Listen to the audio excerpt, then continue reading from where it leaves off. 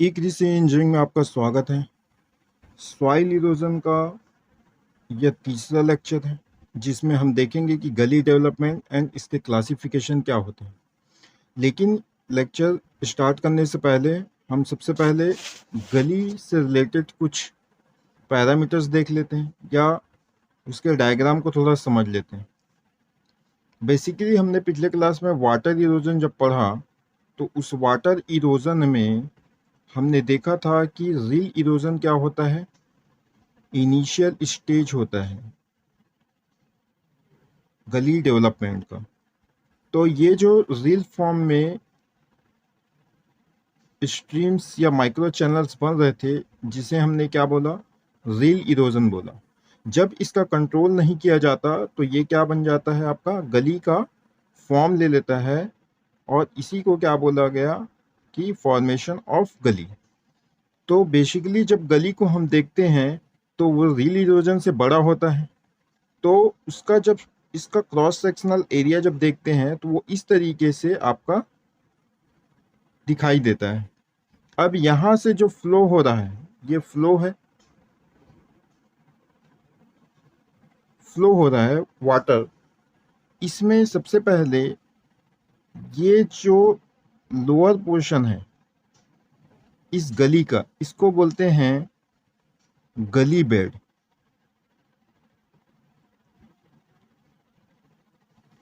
और इसके जो साइड में आपको क्या दिख रहा है, ये जो स्लोप दिख रहा है, ये जो स्लोप आपको दिख रहा है ये साइड में, इसको बोला जाता है साइड स्लोप ऑफ गली।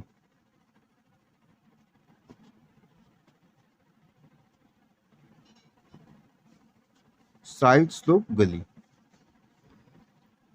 ओके। ये इसका अपर सरफेस है जहां आपको दिखेगा कि यहाँ से पानी जो है, पानी का लेवल यहाँ से ये दिखेगा जो बह रहा है। तो ये मेन चीज था, ये टर्म्स बार बार यहाँ पे यूज होंगे। तो चलिए शुरू करते हैं आज की क्लास। सबसे पहले गली डेवलपमेंट स्टेजेस के बारे में पढ़ते हैं। ये कॉमन क्वेश्चन है आपके soil and water conservation engineering में। गली डेवलपमेंट किस किस स्टेज में होता है उसको हम यहाँ पे देखेंगे। तो सबसे पहले जो स्टेज होता है वो फॉर्मेशन स्टेज है, गली का बनना। तो यहाँ पे बोलता है कि it is a beginning of formation of reels, small channels and development bye downward scoring of the soil. तो जब मिट्टी का कटाव क्या होता है, सॉइल का जब इरोजन होता है तो डाउनवर्ड की तरफ क्या करने लगता है, इसको कट करने लगता है। जब जैसे जैसे फ्लो होगा वाटर अपने वॉल्यूम को बढ़ाने के लिए वहाँ पे एक रास्ता क्रिएट करता है, एक वे, एक पाथ क्रिएट करता है।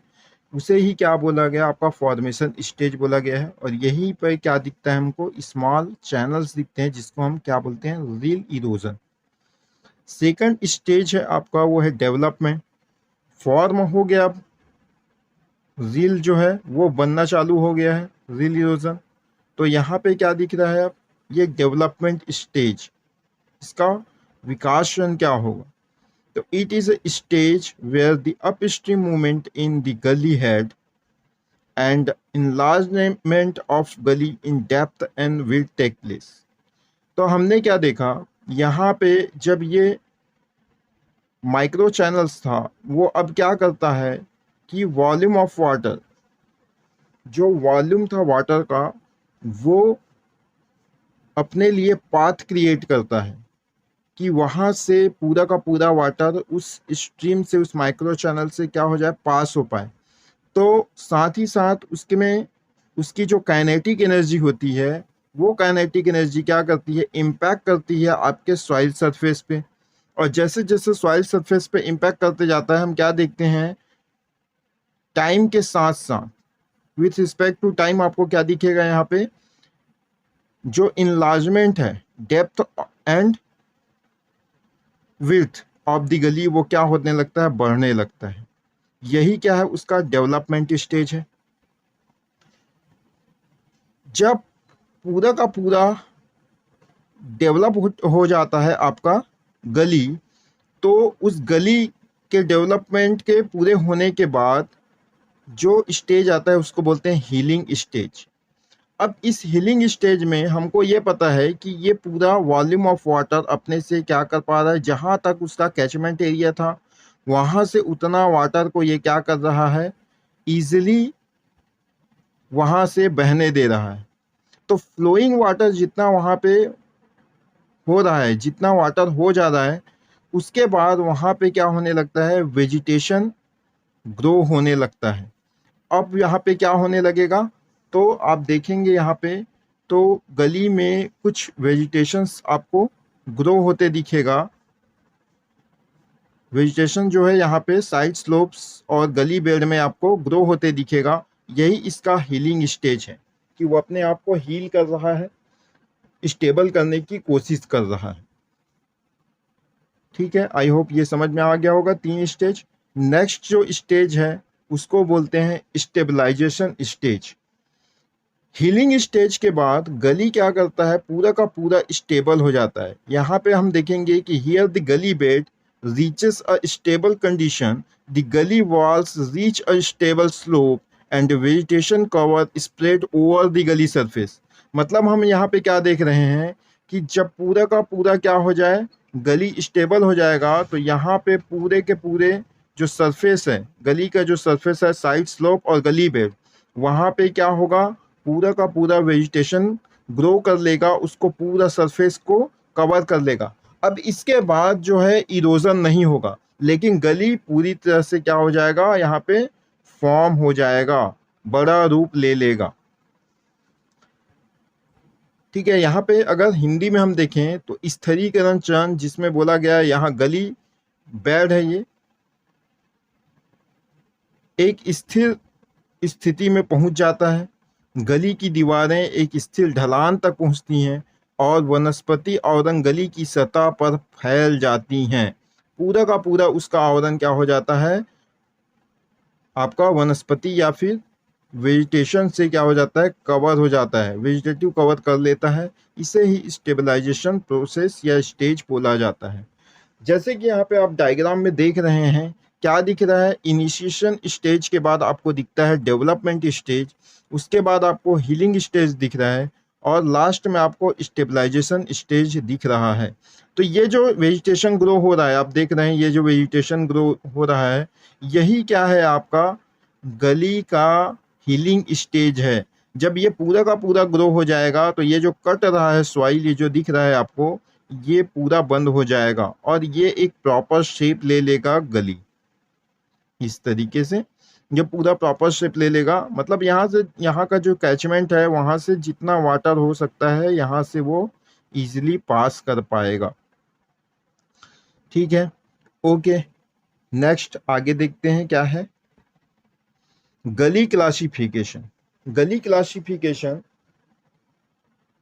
अलग अलग टाइप के हैं। यहाँ पे अगर देखें तो बेस्ड ऑन शेप इसको क्लासिफाइड किया गया है, बेस्ड ऑन नेचर ऑफ गली फ्लो यहाँ पे किया गया है, बेस्ड ऑन साइज किया गया है। हिंदी में यू आकार की गली, वी आकार की गली आकृति के आधार पर है, और नालिका प्रवाह की प्रवृत्ति के आधार पर सक्रिय गली, निष्क्रिय गली, आकार के आधार पर नाले की गहराई, और सेकंड यहाँ पे चौड़ाई और पार्श्व ढलान। ठीक है, तो यहाँ पे हम देखते हैं क्या, based on shape you shape गली देखते हैं, वी शेप गली देखते हैं, एक्टिव देखते हैं, इनएक्टिव गली देखते हैं, डेप्थ ऑफ द गली, width and side slope of the गली, ये हम देखते हैं। तो आगे पढ़ते हैं क्या है based on shape. Based on shape गली में हम बेसिकली किसको पढ़ेंगे, तो you and we shape gully को देखेंगे। Gullies can be classified as U और V-shaped gullies based on the shape of their cross section। तो क्रॉस सेक्शन के अकॉर्डिंग इसकी बनावट के आधार पर इसको क्या किया गया है, क्लासिफाइड किया गया है। जैसे कि यहाँ पे आप डायग्राम में देख पा रहे हैं, यू शेप गली दिख रहा है, वी शेप गली दिख रहा है, यहाँ पे ट्रेपेजोइडल शेप का गली दिख रहा है। तो यहाँ पे आप क्या देख रहे हैं, एक यहाँ पे आपको लिखा होगा टॉप सॉइल, ये क्या है आपका टॉप सॉइल, और ये जो नीचे वाला पोर्शन दिख रहा है यहाँ से ये डिवाइड है, ये जो नीचे वाला पोर्शन दिख रहा है ये आपको क्या दिख रहा है, सब सॉइल। ठीक है, तो इस डायग्राम में आपको दिख रहा है कि टॉप सॉइल के कट होने के कारण और सब सॉइल के कट होने के कारण आपको यू शेप का दिख रहा है। वैसे ही यहाँ पे क्या दिखता है, टॉप सॉइल का ज़्यादा कट होना और सब सॉइल का हार्ड पे ना जाने के कारण कम कट होना, वो क्या कहलाता है, आपका वी शेप गली। ट्रेपेजॉइडल शेप सिर्फ टॉप सॉइल एंड सब सॉइल का अपर पोर्शन ही क्या होता है, यहाँ पे कट होता है। ठीक है, तो इसको क्या बोला गया, ट्रेपेजॉइडल गली। लेकिन बेसिकली हमको पढ़ना है यू शेप और वी शेप गली को। U shape gully, U shape gully की बात करते हैं तो it is a formed in areas where surface and subsurface soils are weak and susceptible to erosion. मतलब यहाँ पे क्या समझ रहे हैं कि अगर ये कोई सरफेस है, अर्थ सरफेस है, इसके सरफेस और सब सरफेस अगर क्या हो, वीक हो, ये आपका सब सरफेस है और ये सरफेस है। अब इसमें लूज सॉइल हो या फिर क्या हो, हार्ड पैन ना हो, तो ये किस तरीके से कट करता है, तो यूनिफॉर्मली ये क्या करने लगता है, इस तरीके से यू शेप में कट करने लगता है। तो आपको क्या दिखेगा, यहाँ पे आपको दिखेगा कि ये पूरा का पूरा यू शेप में इस तरीके से फॉर्म हो जाता है। इसे ही क्या बोला गया, आपका यू शेप गली बोला गया। The flow velocity is less and this causes a continuous process of caving in of gully sides forming U shape. It is a common in plain areas. Okay, तो आपको क्या दिखता है कि इसमें वेलोसिटी क्या होता है, कम होता है, जिसके कारण क्या होता है, कंटिन्यूअस प्रोसेसली ये क्या होता है, आपको केविंग करते रहता है, मतलब ये कट करते रहता है सॉइल को, जिसके कारण क्या दिखता है, ये यू शेप में क्रिएट हो जाता है। यह उन क्षेत्रों में बनता है जहां सतही और उपसतह मिट्टी कमजोर होती है और कटाव के लिए अति संवेदनशील होती है। प्रवाह वेग कम होता है और इसके कारण यू आकार बनाने वाली गली के किनारों में गुहा की एक परत, एक सतत प्रक्रिया होती है। ये एक्चुअली में गुहा नहीं है, किनारों में नहीं, ये गली है। गली की एक सतत प्रक्रिया होती है, यह मैदानी इलाकों में आम बात है। ठीक है, नेक्स्ट क्या देखते हैं, V shape gully. It is a formed in areas where the subsoil is more resistant to erosion. यहाँ पे आपको बताया जा रहा है कि यू शेप गली में तो हम देख रहे थे कि वहाँ पे क्या होता है, सब सरफेस और सरफेस जो था क्या था, वीक कंडीशन में था। लेकिन यहाँ पे हम क्या देखते हैं कि सब सॉइल जो होता है वो क्या होता है, मोर रेजिस्टेंट टू इरोजन होता है, वो अपोज करता है कि इसको, इरोजन को। This gullies are formed in hilly areas with steep faces. जहाँ पे स्टीप स्लोप दिखेगा हमको, वहाँ पे क्या दिखता है, गली इस टाइप का वी शेप का गली दिखाई देता है। The flow through this gullies is low but velocity is very high due to steep slope. Okay, क्या क्या बातें हमको याद रखनी है, सबसे पहले हमको क्या देखना है, टॉप सॉइल। ये जो टॉप सॉइल है वो क्या होता है, लूज होता है। ठीक है, ये टॉप सॉइल क्या होगा, लूज होगा।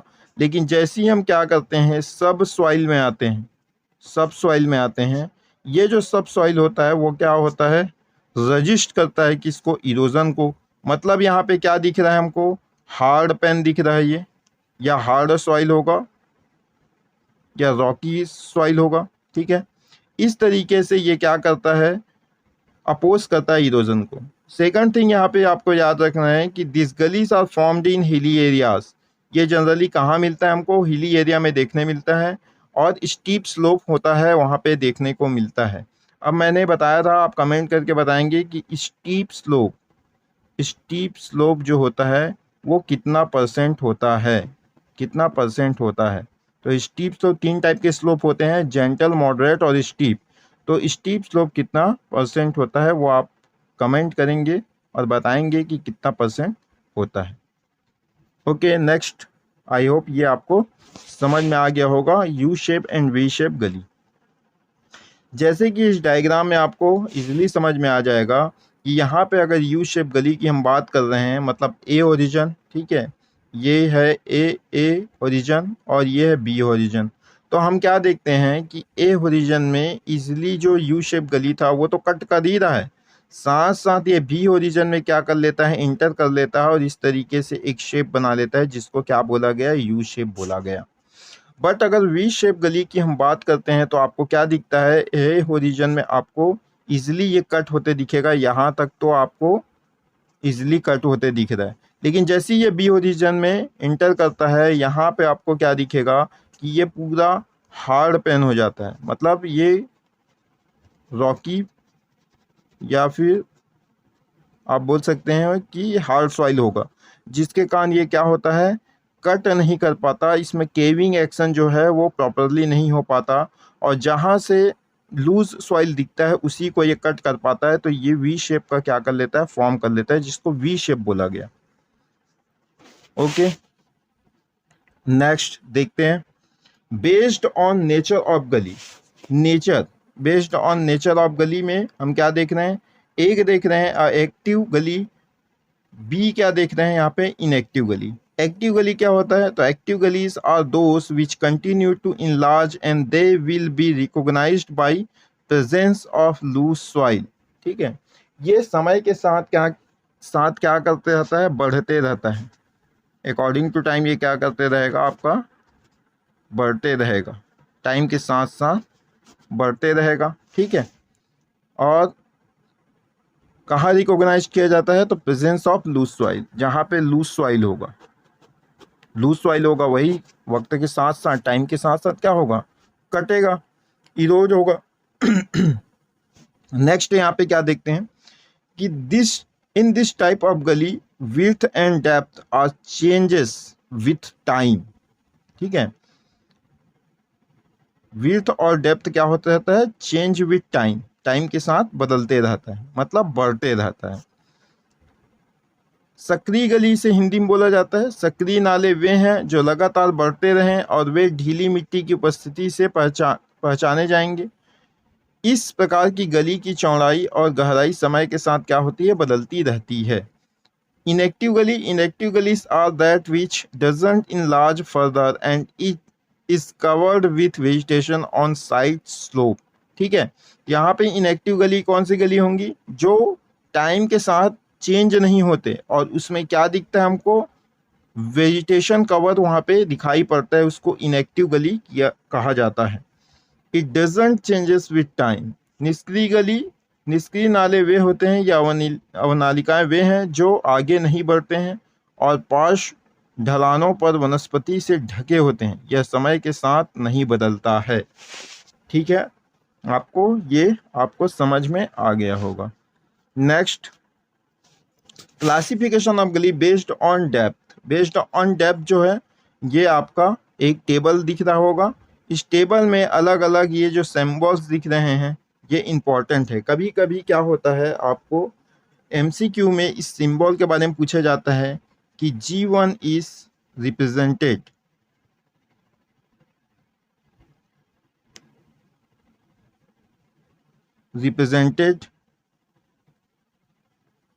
टू, मतलब G1 किसको दिखा रहा है, वेरी स्मॉल गलीज को। अ वेरी स्मॉल गली क्या होता है, अप टू 3 मीटर डीप होता है, bed width not more than 18 metre, side slope very.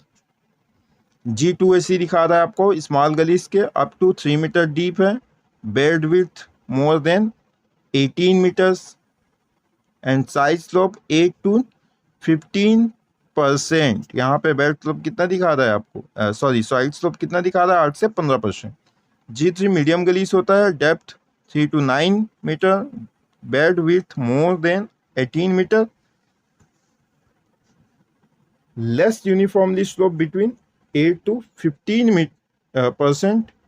And next one is G4 deep and narrow gullies, इसमें 3 to 9 metre deep, bed with less than 18 metre, side slope vary करता है, और depth more than 9 metre, bed with varies and the side slope vary. ठीक है, तो ये आपका data है, इसको आप क्या करेंगे, याद करके रखेंगे, क्योंकि एमसीक्यू में वेरी स्मॉल गली कितने मीटर डीप का होता है या फिर उसका जो विड्थ होता है वो कितना होता है, ये आपको पूछ सकता है। इसी में आगे अकॉर्डिंग टू सोर्स हम देखते क्या है, depth and drainage area. Gully classification based on size, जैसे स्मॉल गली होता है less than 1 metre, drainage area इसका क्या होगा, लेस देन 2 हेक्टेयर का। ठीक है, मीडियम गली क्या होगा, 1 to 5 मीटर डेप्थ होगा, और इसका जो ड्रेनेज एरिया होगा 2 to 20 मीटर होगा। मतलब ड्रेनेज एरिया इतना एरिया से वो वाटर को आराम से अपने से फ्लो कर सकता है। लार्ज एरिया क्या है आपका, ग्रेटर देन 5 मीटर, एंड ये क्या है, greater than 20 metre, 20 hectare. Okay, इसी में आगे एक आता है आपका गली में, उसको बोला जाता है रेवाइन्स। रेवाइन्स क्या है, a ravine is generally a slope land form larger than a gully. Ravines क्या होता है, स्लोप लैंड फॉर्म होता है, लेकिन यह लार्जर होता है किससे, गली से, of relatively steep cross sectional sides on the order to 20 to 70% in gradient. मतलब जो स्लोप होगा वो आपको क्या दिखेगा, 20 से 70% तक दिखेगा। ये जो दिख रहा है आपको, इसी को क्या बोला गया है, रेवाइन्स। जहाँ पे आप क्या करते हो, एक आपको दिखेगा कि ये पूरा केव की तरह बना हुआ होगा, और ये यहाँ से वाटर के फ्लो होने के कारण ये बना हुआ है।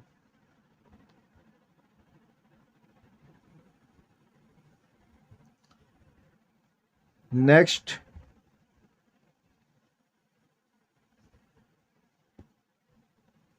लैंडस्लाइड क्या होता है। हमेशा हम लोग न्यूज़ चैनल्स या फिर हम जनरली अगर बात करते हैं तो लैंडस्लाइड जिसको बोलते हैं क्या, भूस्खलन, ये क्या होता है। तो landslides are simply defined as the mass movement of rock, debris और अर्थ डाउन अ स्लोप। ठीक है, तो ज़्यादा से ज़्यादा अमाउंट में क्या होना, आपका जो रॉक है, डेब्रीज है, उसका क्या होना, मूवमेंट होना, ये क्या कहलाता है आपका, लैंड स्लाइड्स कहलाता है। भूस्खलन को केवल ढलान के नीचे चट्टान, मलबे या पृथ्वी के बड़े पैमाने पर संचलन के रूप में परिभाषित किया जाता है। They often take place in conjunction with earthquakes, flood and volcanoes. वे अक्सर भूकंप, बाढ़ और ज्वालामुखी के संयोजन में होते हैं। यहाँ आपको दिखाई पड़ेगा। Landslides are caused when the stability of slope changes from a stable to unstable condition। भूस्खलन तब होता है जब एक ढलान की स्थिरता स्थिर से अस्थिर स्थिति में बदल जाती है। जैसे हम देखते क्या है कि अगर रोड कंस्ट्रक्शन हो रहा है कहीं पे, रोड कंस्ट्रक्शन की बात करें, या फिर हम कहीं पे माइंस की बात करते हैं, जब वहाँ पे कुछ चेंजेस किया जाता है, स्लोप चेंज होता है, तो उसकी स्टेबिलिटी भी वहाँ पे आप क्या देखते हो, चेंज होती है उस सॉइल की। अब अगर वहाँ से हमने क्या हटा दिया है, ट्रीज थे वो हटा दिए, तो यहाँ पे क्या हो रहा है, मिट्टी लूज हो गया, सॉइल लूज हो गया, और जब यहाँ पे बारिश होगी या फिर कोई भी माइंस या फिर यहाँ से हैवी जो व्हीकल्स है वो गुजरेंगे, तो वाइब्रेशन के कारण क्या होता है, ये मिट्टी आपका नीचे गिरने लगता है। उसी को क्या बोल रहा है यहाँ पे, लैंडस्लाइड्स बोला जा रहा है। Okay, next, natural causes of landslides. कौन कौन से ऐसे कारण है, प्राकृतिक कारण, जिसके कारण क्या होता है, लैंडस्लाइड होता है। तो क्या होता है, ground water pressure acting to destabilise the slope. Ground water का जो प्रेशर होगा उसके कारण होगा। भूजल दबाव ढलान को क्या करता है, अस्थिर करने के लिए कार्य करता है, ऊर्ध्वाधर वनस्पतिक संरचना को। ठीक है, loss of absence of vertical vegetative structures, soil nutrients and soil structure, ये भी एक कारण है। Erosion of the toe of slope by rivers and ocean waves, नदियों और समुद्रों की लहरों द्वारा क्षरण होना।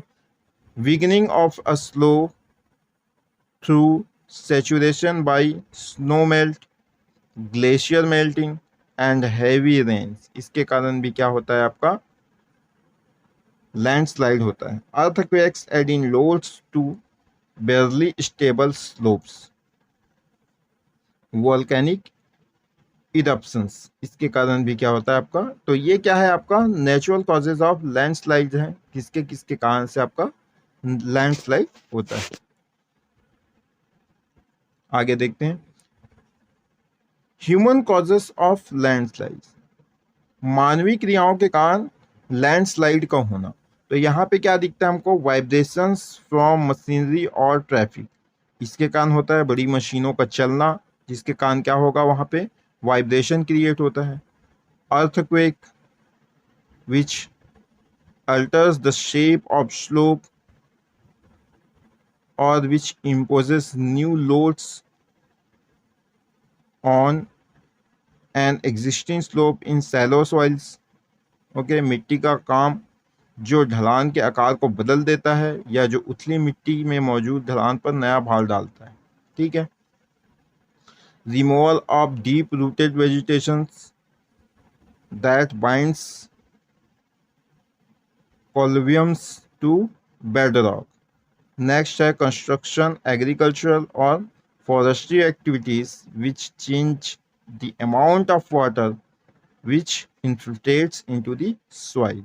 तो ये सारे क्या है आपके ह्यूमन कॉजेस ऑफ लैंडस्लाइड हैं, हमारे मानवीय क्रियाओं के कारण होने वाले लैंडस्लाइड भूस्खलन है, भूस्खलन के कारण है।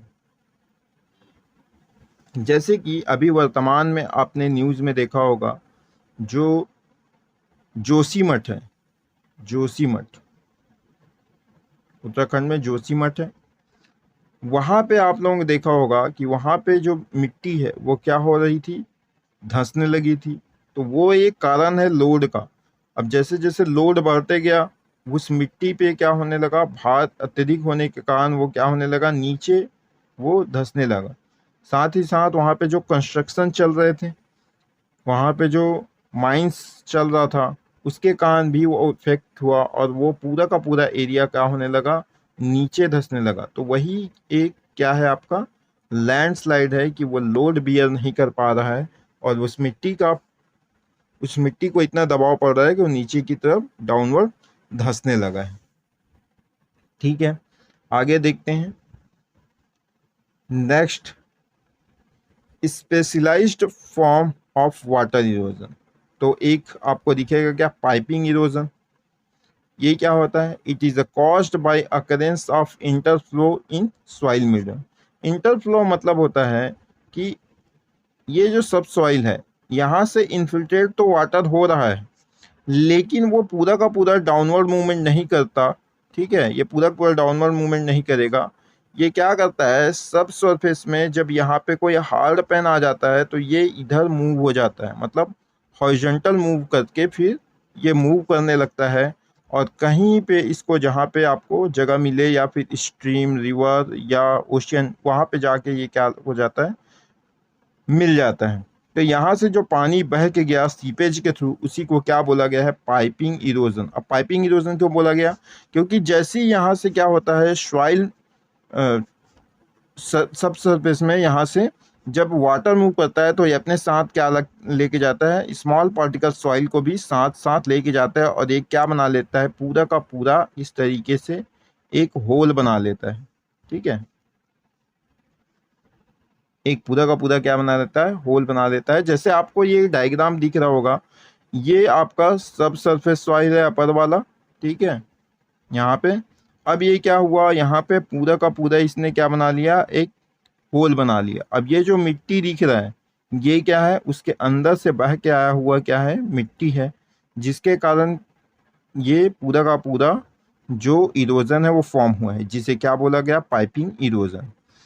Such interflows are initiated by cracks, burrows in the soil medium and are developed by the seepage of water called piping. इसी को क्या बोला गया, पाइपिंग बोला गया, सीपेज ऑफ वाटर के थ्रू होने वाला एक्शन। ठीक है, आई होप आपको ये समझ में आ गया होगा। नेक्स्ट यहाँ पे हम क्या देखते हैं, specialised form of water erosion में स्लम्पिंग इरोजन। स्लाइडिंग और mass movement of soil in the gullies, ये जो दिख रहा है आपका मास मूवमेंट हो रहा है, स्लाइडिंग, स्लाइड कर जा रहा है आपका, इसको क्या बोला गया? स्लम्पिंग। स्लाइडिंग और mass movement of soil in gullies, it is usually a process of geological erosion. अब जियोलॉजिकल इरोजन हम पिछले क्लास में कर चुके हैं, वो किस प्रकार से होता है, क्यों होता है, उसके बारे में हमने क्या देखा है, पढ़ा हुआ है। तो जियोलॉजिकल इरोजन जो होता है वो मैंने बताया था कि addition of soil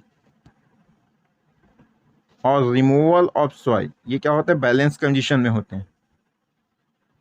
removal of soil, ये क्या होते हैं? बैलेंस कंडीशन में होते हैं, जिसको क्या बोला गया था? Geological erosion. It is a permanent prominent in high rainfall areas with deep soil. कहाँ पे होता है? तो हाई रेनफॉल एरियाज में होता है, ठीक है। डीप सॉइल होगा जहाँ पे, वहाँ पे होगा। कोस्टल रीजन्स आल्सो कॉज स्लम्पिंग, जो कोस्टल समुद्री के किनारे होते हैं वो भी क्या होते हैं? आपके एरिया है जहाँ पे ये आपको देखने को मिल जाएगा। ओके, तो इस क्लास में इतना ही है। तो गली क्लासिफिकेशन हमने पढ़ा,